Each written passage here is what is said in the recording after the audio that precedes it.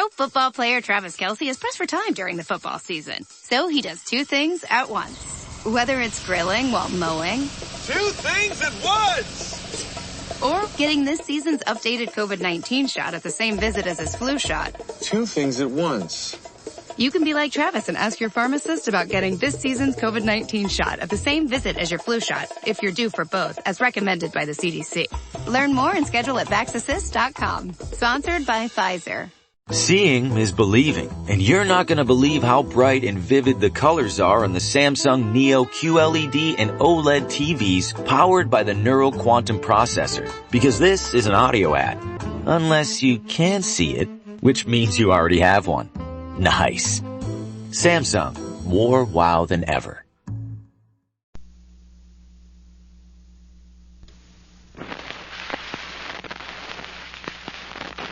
The Adventures of Ozzie and Harriet. Presenting America's favorite young couple, Ozzie Nelson and Harriet Hilliard.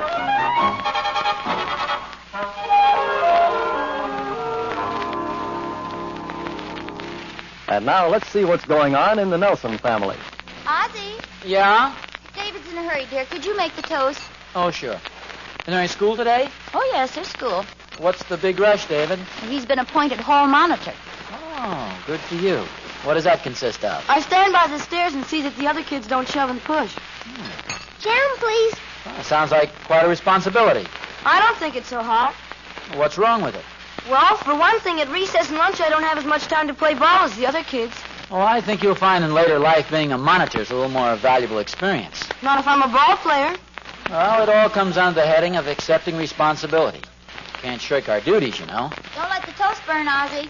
More jam, please. Don't eat any more jam, Ricky, until you get your toast. Well, there are some things we have to do in life whether we like them or not. Here at home, we all have certain tasks to perform. Somebody has to cook. Somebody has to keep the furnace going. Who's responsible for hanging up your clothes? I am. And who's responsible for putting away skates and sports equipment? I am, boy. Well, school is just an extension of your home life. Are you watching the toast, Ozzie? No, oh, yes. Here you are, Ricky. See, when you have a job to do at school, get it done just as you would at home. Regardless of how big or how small. Give me a piece of that toast, will you? Thank you. Whatever the job is, the important thing is to accept it gracefully and do it well.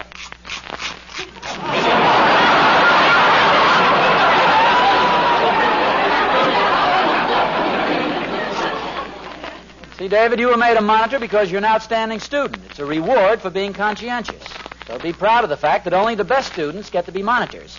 Were you ever a monitor, Pop? Schools were a little different in those days, Ricky.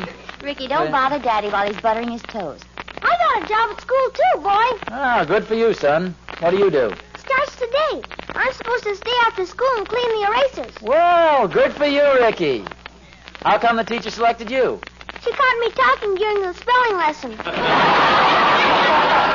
Well, nevertheless, it all comes under the heading of a civic responsibility.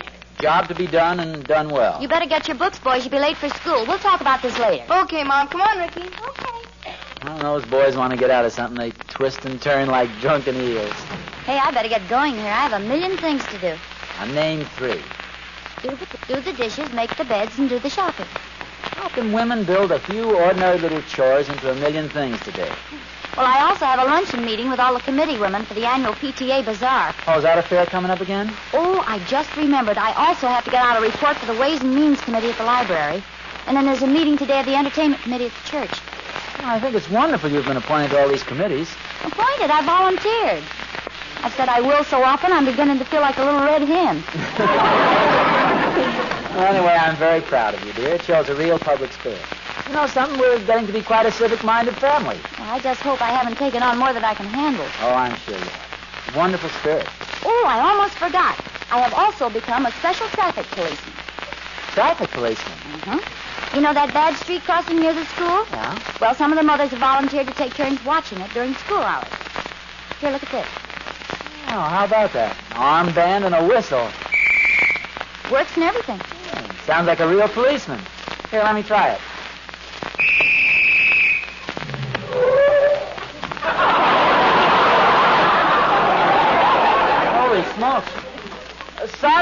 again. Somebody blew the whistle by mistake.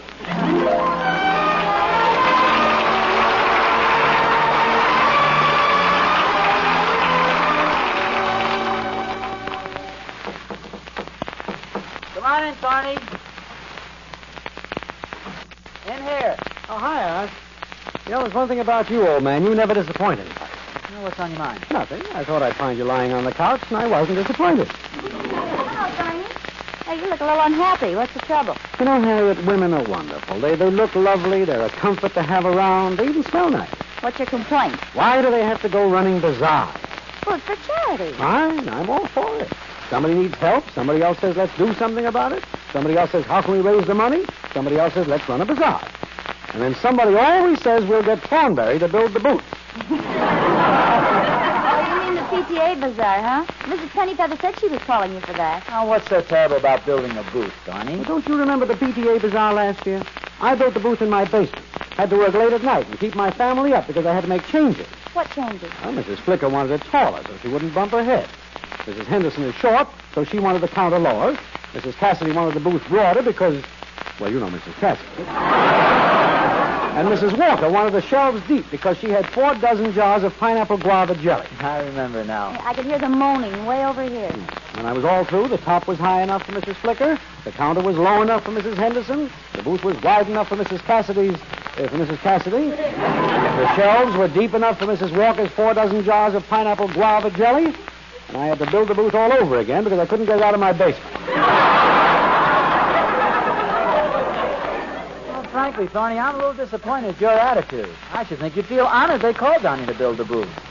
They could have asked a lot of people to do it. Me, for instance. The year before last, I built them. Hammered in every nail myself. Even paid my own medical bills. Hey. Frankly, I feel a little hurt that they asked you instead of me. Well, Oz, I'd be very happy. No. The important thing is the job gets well done. You're the best man for it. I gladly step aside for you. Oh, I'm sure they'd love to have you help me, Oz. In fact, that's why I stopped Oh, by. thanks just the same, Thorny, but I didn't spoil all your fun. You'd have to share the credit. You know that wouldn't be right. Oz, you have such great ideas. You're such a big help. Oh, I know, Thorny, but you deserve all the honors for yourself. No, really, Oz, you know I'm generous about things like That's that. just it. I'd be the last one to take advantage of your generosity. So you go right ahead and build them by yourself. Thanks anyway. Thanks, Lou. Oh, by the way, if you want to borrow the saw and hammer, they're hanging out in the garage. That's very generous of you, old pal. Oh, not at all. No more generous than you were in lending them to me in the first place, so sit right in, Thorny. And just remember, it's all in the interest of civic duty. I'm glad I talked to you, Oz. Mrs. Pennyfeather asked me to make a bench for her to sit on, and you changed my mind. You weren't going to make it? Oh, yes, I'm going to make it. But now I won't leave the nails sticking out.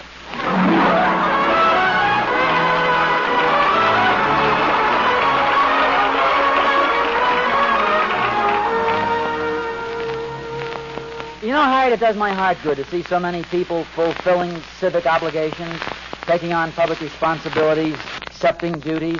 It must be the postman. Even the postman serves the public faithfully, always cheerful, always on time. Nothing keeps this courier from the swift completion of his appointed rounds. Anything important, dear? No, just a couple things for me. Hey, here's an important-looking letter.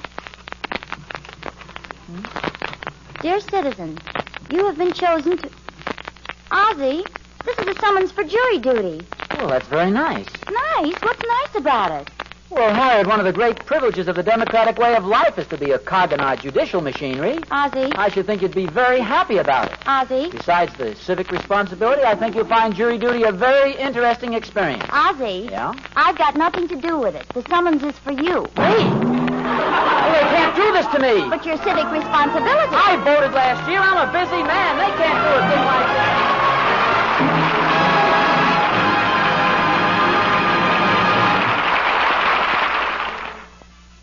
Harriet, maybe if you write the jury commission a letter telling them how difficult it'd be for you to manage without me. Well, how difficult would it be, dear? Well, suppose there's a fire. I'd call the fire department. Suppose you hear a burglar. I'll call the police department. Suppose there's a hurricane carries away the house and everything in it. What would you do then? What would you do? Well, Harriet, there's never been a hurricane in this part of the country. See, I haven't even left yet, and you're starting to worry. Remember, dear? Remember that little speech about civic responsibility? That's just it. Because I've got civic responsibility, I wanted to find somebody who will make a better juror than I am. Yes. For one thing, I'm too impressionable. Well, now, what's that got to do with it? Suppose there's a woman defendant. She'll start to cry, and you know how I melt. Maybe she'll be pretty. Maybe she'll be devastatingly attractive. Sit up there on the stand, probably wearing a revealing dress. Maybe I better start early and get a good seat.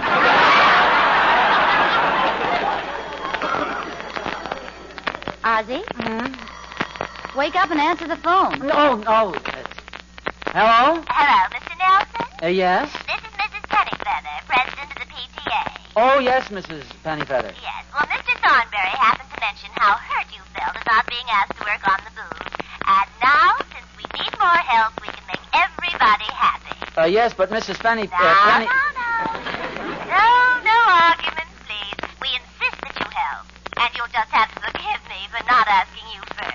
Oh, well, this is very kind of you, Mrs. Pennyfeather. Yes. In fact, I'll have to remember to thank Mr. Thornberry personally, but I'm afraid I won't be able to help. Well, I know, but as long as you try your best. No, I'm busy.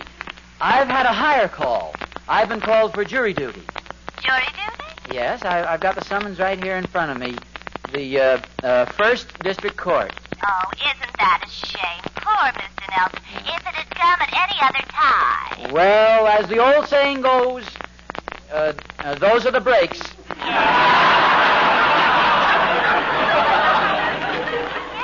Yes, that's the idea. There'll always be another year. Oh, yes. And another bazaar. Yeah. More booze to make. Just remember that. It'll be on my mind continually. Meanwhile, if there's anything else I could do, like running the bingo game or the Little Egypt concession, or if you've got... Yes, I'll let you know. Oh, thank you. May I say again how sorry I am I can't build the booth. Well, it does seem a shame. That's work that does call for a strong back and well, goodbye, Mr. Nelson. Goodbye, Mrs. Featherweight. It's You know, Harriet, this jury duty may have its good points after all. I'm not so sure about that. At least I won't have to knock myself out building booths for the PTA Bazaar. But, dear, you may have to serve for weeks on end. Oh, that reminds me. What? Weeks on end. I'm going out to the garage and get my air cushion.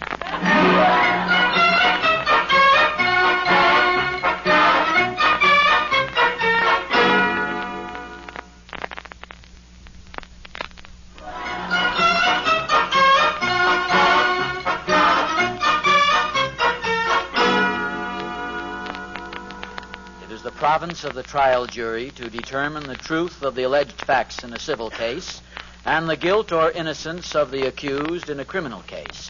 Therefore, fellow jurors, I feel that... hello, Emmy Lou. Are you hiding from somebody?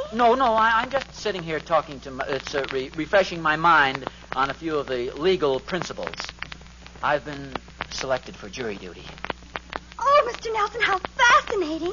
How thrilling. Oh, I bet you'll be wonderful. Well, thank you, Emmy Lou. I'll do my best to be impartial and fair-minded. Jeepers, Mr. Nelson. I'll bet with your legal background and everything, they'll make you foreman of the jury. Yes, I wouldn't be surprised if they did. And it's undoubtedly a very important trial, probably the most important trial this year. And this is leap year, too. Well, it'll be something horribly exciting, like gangsters or robbers. Why, it might even be a beautiful, mysterious woman on trial for her life. Yes. And there you sit, Mr. Nelson, foreman of the jury, all eyes upon you. Well, not if the defendant is really beautiful. Oh, isn't it exciting? The trial begins. For days it speeds along, dramatic, thrilling, intense. A woman's life is in the balance. She'll get a fair trial, too. I'll see to Finally, that. the summing up. The jury retires. You order coffee and sandwiches and settle down to weigh the evidence. Hours go by. The tension mounts. It's getting unbearable. Reporters are keeping their phone lines open to the city desk. The judge is pacing in his antechamber. Suddenly, the jury room door opens, and guess what? The jury wants more sandwiches and coffee.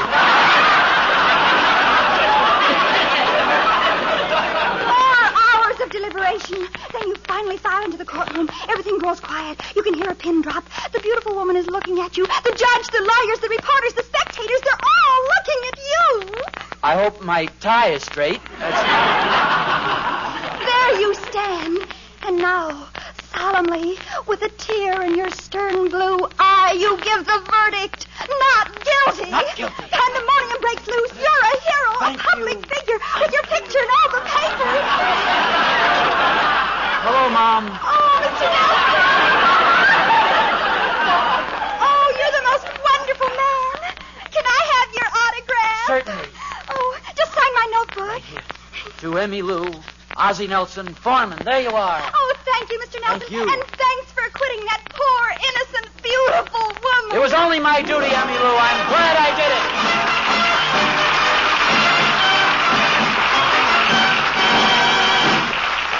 Harriet, do you realize I've probably been called for jury duty for some big, important trial? Something like gangsters or something? Well, I certainly hope not. Well, why not? Well, I was reading just the other day where some gangsters took a jury member for a ride. It might be dangerous. Harriet, when it comes to a question of public duty, I'm not a man to be swayed by the imminence of danger. You think I mind their intimidation? You think I mind their threats?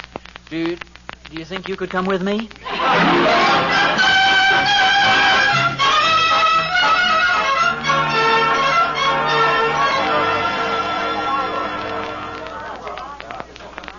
Pardon me, I was told to report to this court while they select the jury. Your name? Nelson. Oswald G. Nelson of Rogers Road? Yes, sir. Sit right down here, Mr. Nelson. We'll call you when we're ready for you. Did you bring your air cushion, dear? These seats are as hard as a rock. No, it had a hole in it. I took to the service station to be vulcanized. Silence in the court while prospective jurors are being questioned. I suppose this will be a big case. Oh, yes, indeed. Very interesting. What sort of case is it? Criminal, gangsters? The Mercury Holding Company is in litigation with the Pennsylvania Bonding Corporation over the title deeds to certain bottom lands. Will the prosecutor please question the prospective jurors? Herbert Barrington up front, please. Herbert Barrington. Kind of stuffy in here, don't you think so?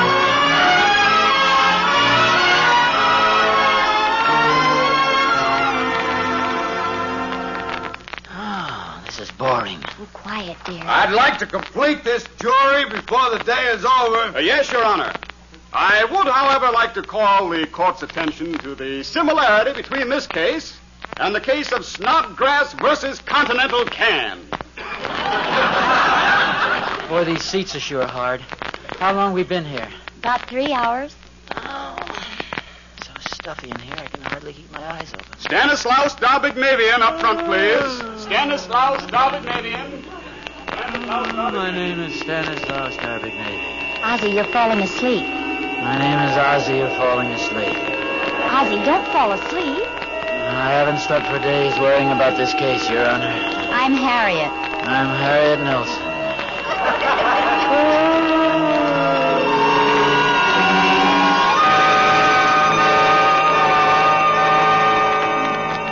Order in the courtroom. I demand order. Now go on with your testimony, Miss Falling Asleep. Well, Your Honor, honey, it was like this. I was just standing in front of the jewelry store waiting for my uncle. He was inside buying me a diamond bracelet. Your Honor, Judge Dalbignavian, please. Yes, Mr. Nelson. Your Honor, I realize this is a bit irregular, but in the interest of gaining more knowledge of the true facts of the case, I wish to ask the witness a few questions. It is a bit irregular, Mr. Nelson, but as foreman of the jury, I think you're entitled to this special dispensation. And may I say that your request was very well put. Thank you, Your Honor. My knowledge of law and procedure is very slight. On the contrary, you have a very firm foundation in the basic tenets. The bar could do with men like you. Really, Your Honor, you flatter me. Not at all. I feel ability deserves recognition. Have it your way, Your Honor. May I proceed with the questioning now? By all means. This should be very interesting in a legal sense. Miss Falling Asleep. Yes, Mr. Nelson. Foreman, honey. There are a few facts I'd like to uncover. You can count on me for anything. Well,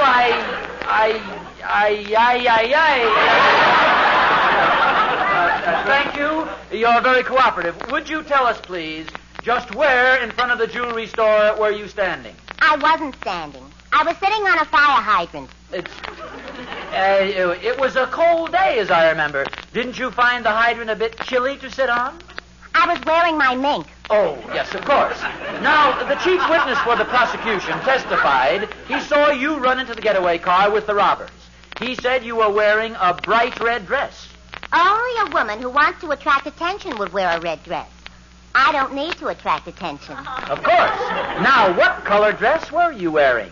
A skin-tight black silk jersey dress.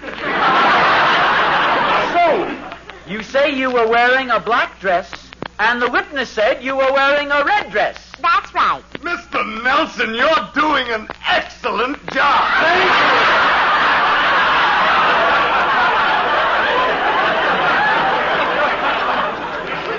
And now will the chief witness for the prosecution please take the stand? Okay. Now, Mr. Thornberry, you say when you saw this young lady, she was wearing a bright red dress. That's right, bright red. You look terrific in it, too. No, never mind the physical details, Mr. Thornberry. Now, what is the color of this piece of cloth I'm holding up over my head? Green. Your Honor, I submit that the witness is colorblind. This piece of cloth is obviously red. Brilliant, Mr. Nelson, brilliant. Here, let me shake your hand. Thank you, Your Honor. Just call me Stan. Just call me... Ozzie, wake up. You're snoring. The judge is furious. Who do I... Oh, thank you, Stan. Wake up. Come on, wake up. Isn't that the jury you wanted excused? Yes, Your Honor. Wake him up and get him out of here. What is it? What happened? That's all, Mr. Nelson. I pulled some strings and got you excused. Excuse from what? From jury duty. We won't need you. You can go now. Well, you can't do that to me. Get him out of here. What's that? Bailiff, throw that man out. I don't want to be excused. I came here to serve. Ozzie, come on. I'm a citizen. I'm a voter. I demand my chance. I know my rights. I've been through the freedom train. Throw that man out.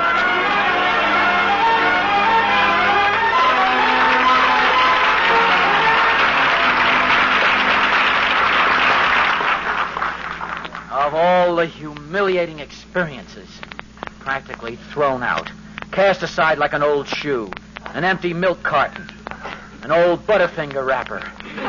Oh, it was nothing personal, dear. It was just that they had enough jurors without you. What's the use of being civic-minded? What does it get you?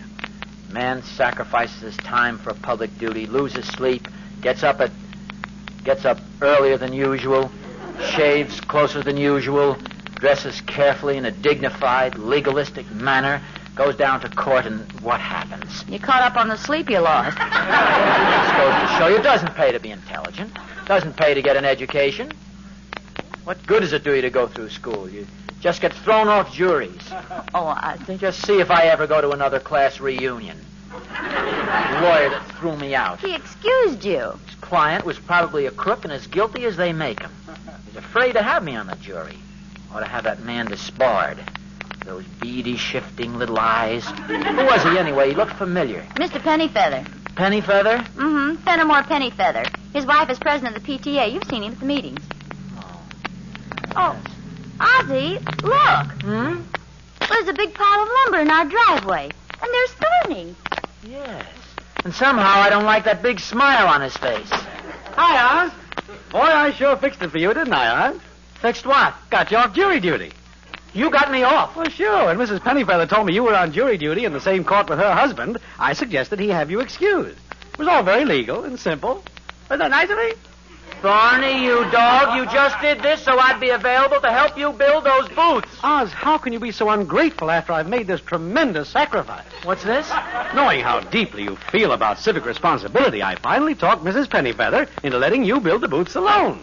Well, what about you big loafer? Well, you see, old man, in order to get you off jury call, I had to agree to take your place. Why, Thorny... Oz, please! Thorny... You can kill a man with a hammer!